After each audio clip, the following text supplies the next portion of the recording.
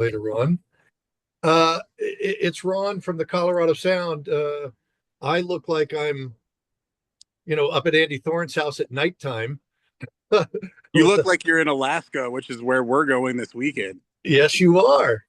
In fact, and you're already up at your house hanging Oh out. yeah. Hey, we got it. We got the Aurora Borealis show here a few weeks ago. That was pretty great. Oh man.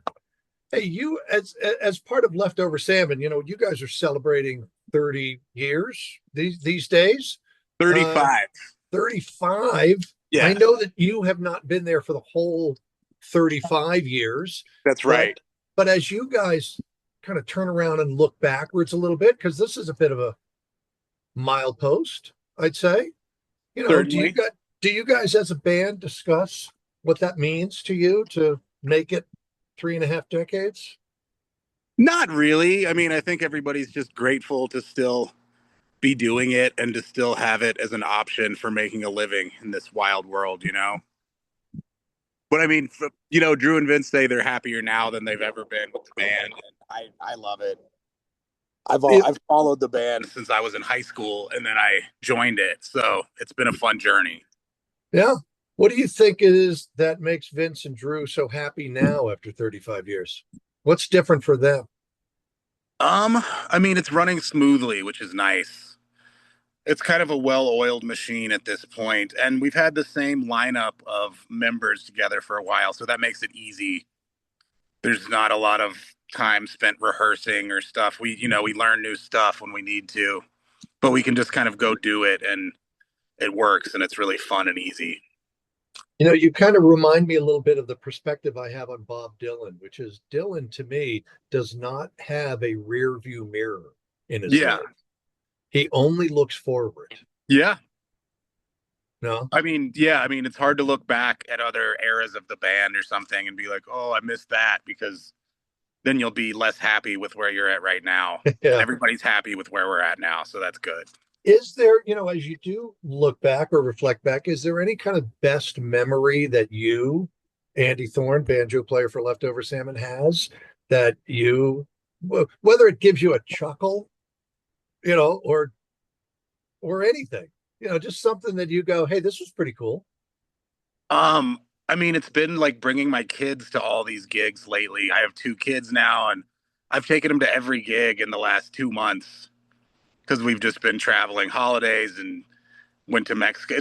And it's really, really cool. And now, like Vince's son, Silas, just had a kid that's going to be the same age as one of my kids, and they're going to grow up together.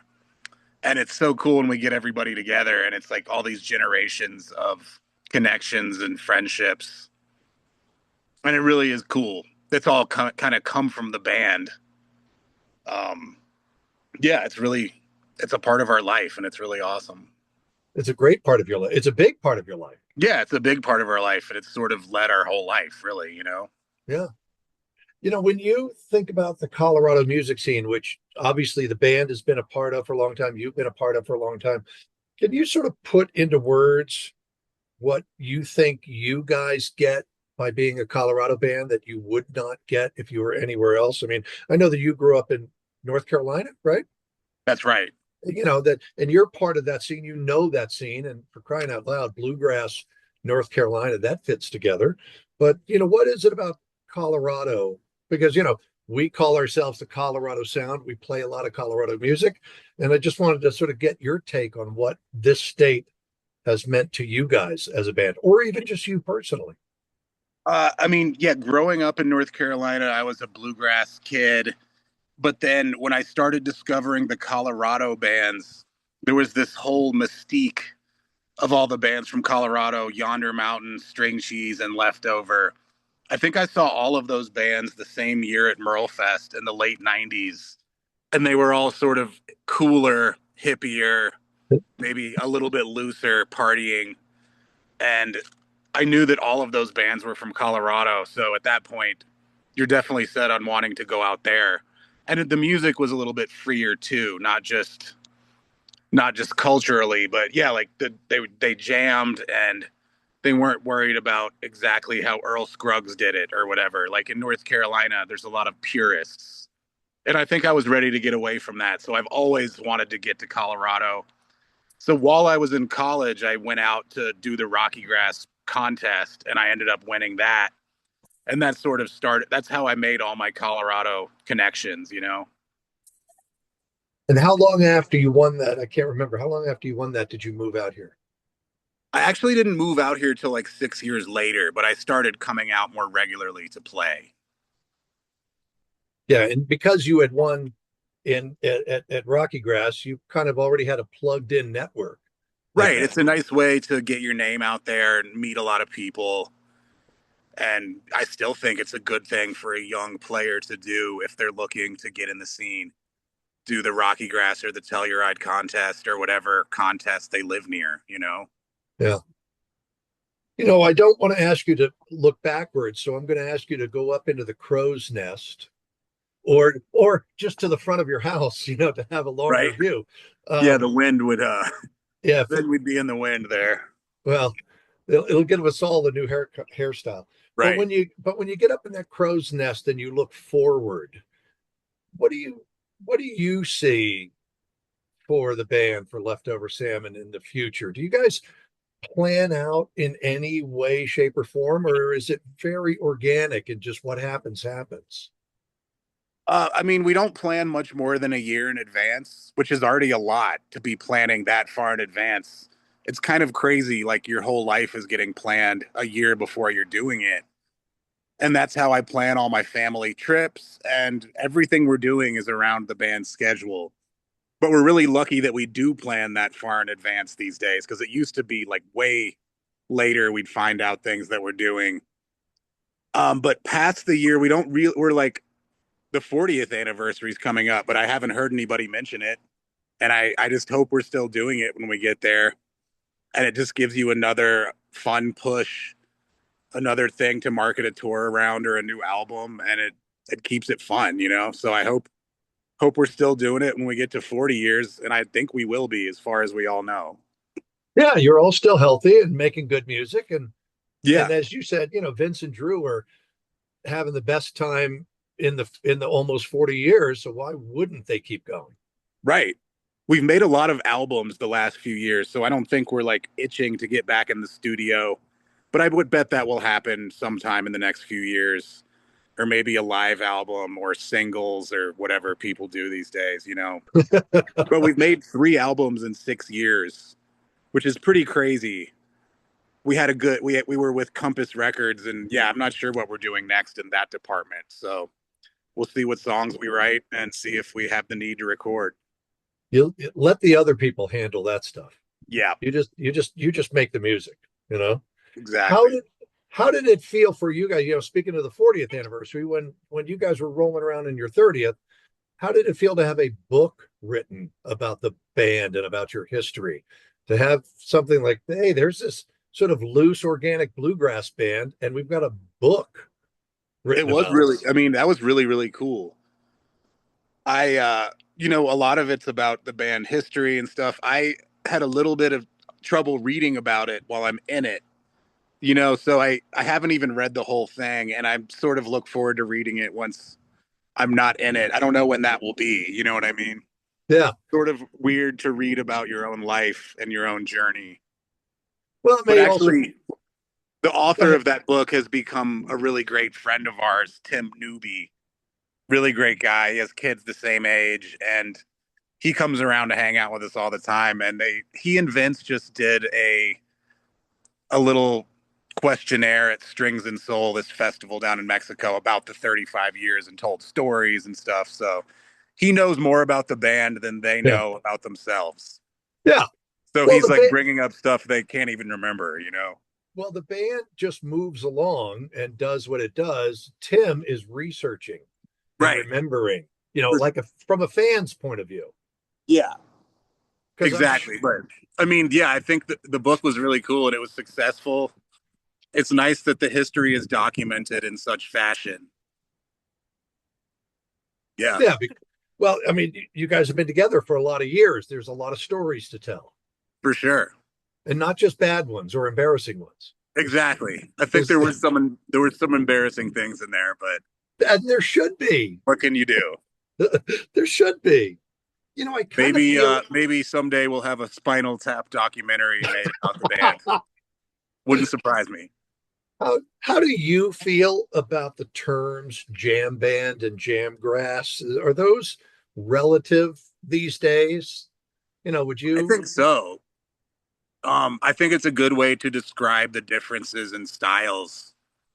You know, there's bluegrass, and bluegrass is not jam grass.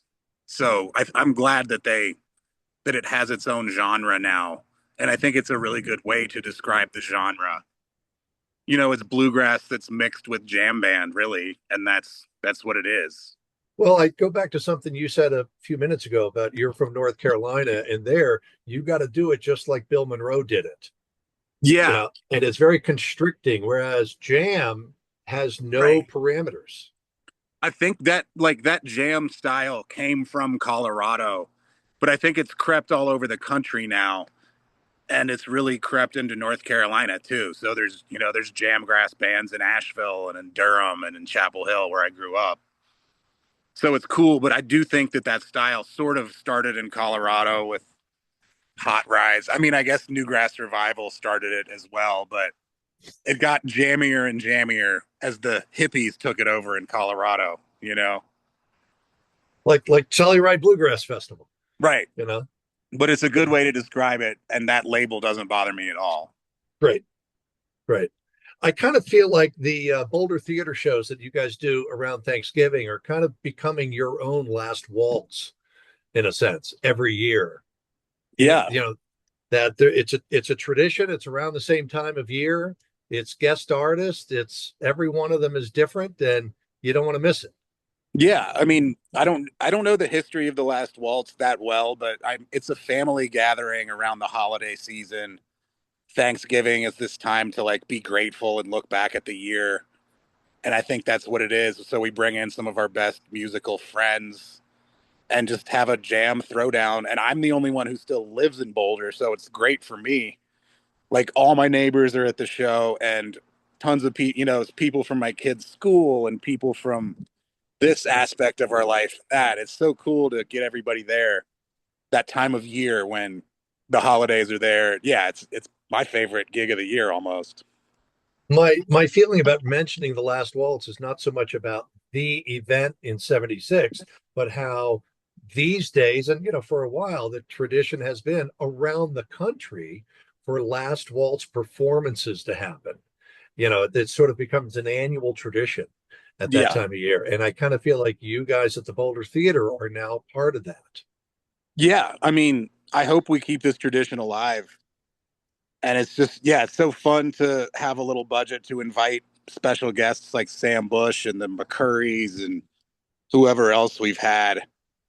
Try to make it a little different every year. So I think we'll be doing it again next year. Can't And you wait. get and you get to sleep in your own bed. I get to stay home and take a Uber up the hill. It's great. That's got to be okay. If it's not snowing, then they never want to drive me home. That's a whole nother story. Yeah. Speaking of snowing, you guys start another leg of a tour this weekend. You mentioned that you're going to be up in Alaska, up at Oh, Alaska. yes. Are you a skier or boarder, and will you get some turns in over those two shows? Definitely. It's one of my favorite gigs of the year. It's an incredible resort. It's a really great experience going up there. Anybody from Colorado, you should go do it. It's a direct flight too. It's pretty easy. Even better. Yeah. How does that compare to Winter Wondergrass? Since you're right there at Steamboat. It's different because we're playing inside in a bar. That's what's different. And we're the only band. So it's not a festival environment, but it's a festive environment. And it's one of the cooler ski bars in the country. It's right on the slopes. You can ski right up to this deck. And that's what's different. Winter Wondergrass is incredible. So many friends and bands, but it is outside in the winter, so it's cold. You gotta, Up on the fingertips. yeah, maybe a little whiskey to stay warm and loose. Shame. Yeah. Shame that you would have Hey, to do that. they're sponsored by Tin Cup, so they Doesn't even probably want cost us. anything. Yeah. Even better. Um, I do want to I do want to kind of look backwards just one more time, if you don't mind. That Totally. what what did it mean to the band to go into the Colorado Music Hall of Fame? Especially with everyone that you did, like Hot Rise, who you mentioned a Right. moment ago. Yeah, it was just another cool thing over the 30-year history. For those of us that haven't been around as long, it was really cool to be included. I mean, for those guys, they had like an exhibit at Red Rocks with some of their photos and all this stuff, and to be up there with Hot Rise and Yonder and String Cheese. I think the four of us were inducted at the same time. Correct. Um, it's just super cool to go into Red Rocks, into the Trading Post, and see you're like in a museum. Your band is part of the history of the Colorado music scene. And for me, these are the bands that I saw when I was living in North Carolina as the cool Colorado bands that I kind of wanted to be a part of. And now I'm a part of it. And it's just awesome, you know? That's got to be a very do you have family back in North Carolina that they are able to absorb your journey Yeah, and man. what's happened? My parents love music, and that's why I'm doing this at all, because they've always been supportive of when I want, when I got a banjo, they took me to this and that to learn like little workshops and whatever. So they love it. And they still come to shows all the time. It's a really great way to see my family because I'm always on the East Coast doing gigs. So that gets me a free flight and something for them to come see us at. And they love coming. Even better. Yeah. You must have young musicians coming to you looking for advice, perspective, you know, hey, person who came from where I am now and look where you are. What do you tell young musicians who want to do what you've done? I mean, I always say keep it fun. If you're not having fun, it may not happen for you. Bands that are like a little bit too serious too early on, just that sort I can it can sort of get to me a little bit, and I see it around the scene. The bands that really make it to the next level, I think, are the ones that are having a really good time. They're in it for the right reasons because they love it, because they love the music, not like, oh, I want to get big. Because if you go in it like, oh, I want to get big, and I just don't, it won't automatically happen for you. If you're in it for the right reasons, you're always going to be happy with what you're doing, I think. Well, I kind of feel like what you're saying is get out of your head and into your heart. Yeah, If you're getting into it because of what's here, not because, I want to get big and I have a path, I have a destination. If it's here, if it's in your gut or in your heart, you're saying, this is so important to me that I right, want to make music. It's going to sound different. It's going to feel differently to the audience. right. The audience knows if it's genuine or if it's contrived. Yeah. And the people that are the most genuine are going to make it to the next level. And who doesn't want to kind of feel that way when they come to a show? Who doesn't want to party? Right, Especially in its bluegrass. If for it's sure. energetic, That's what's great about a bluegrass show. They come, for some energy, a little dancing, and hopefully some deep moments too, where with some lyrics that make them think or feel things. yeah. That's all you can try to do. I got two other things I want to ask you about. One is I want to this is going to sound funny to people who don't understand, so I'll explain.